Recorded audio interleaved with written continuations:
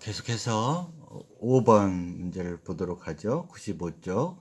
다음 거래들에 대해서 거래 요소의 결합 관계와 금액을 한번 표시해 보자. 이런 문제입니다.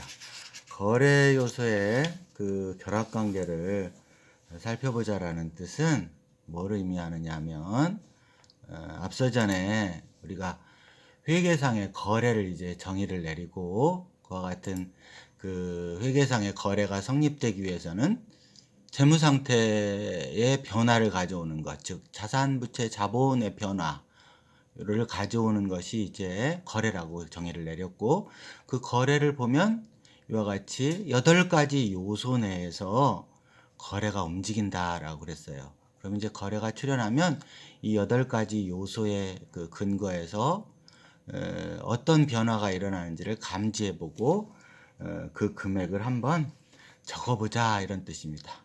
자, 요 문제는 상당히 이제 중요한 부분이 되어지는데 왜 중요하냐면 우리가 장부에 기록할 때 이제 최초로 기입하는 단계를 이제 분계라는 작업이 있어요. 이제 이 다음 장에서 분계와 전기가 이루어지는데 이때 분계를 할때 여기에서 그 분석하는 거래 요소의 결합 관계에 의해서 왼편으로 갈 것인가 오른편으로 갈 것인가를 결정을 해줘야 돼요. 그리고 이제 분기할 때는 거기에 해당되는 이제 항목, 즉 앞서 잠깐 설명한 계정 과목까지도 이제 생각해보는 이러한 것만 첨가되면 분계가 그대로 되는 겁니다.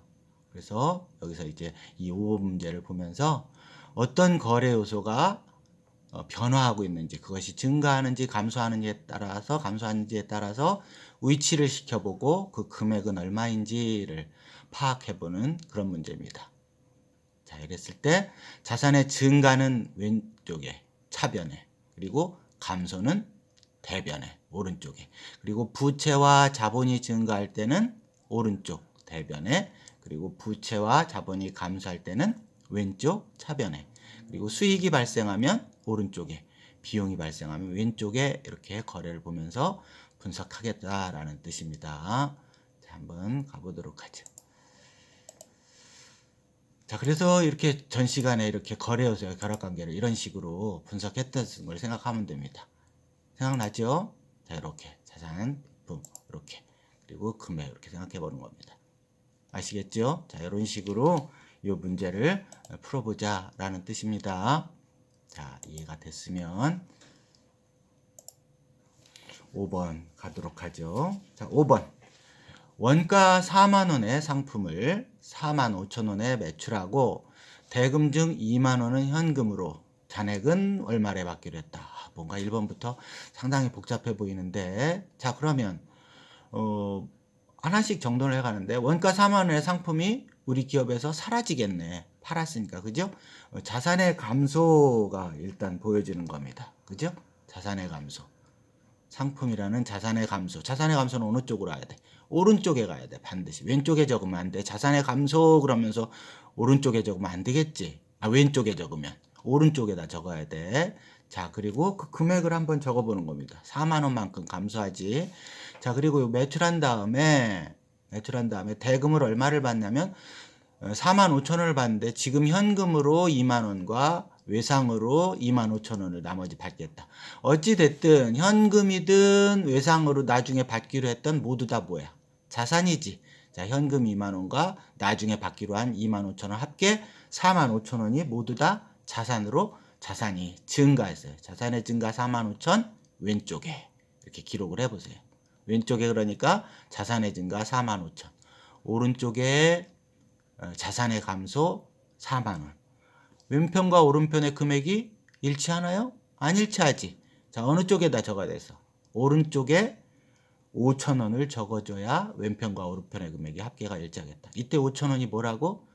상품을 팔아서 생긴 이익이다. 상품 매출 이익이므로 어디에 해당이 돼? 수익의 발생에 해당이 되겠다. 그지? 수익의 발생.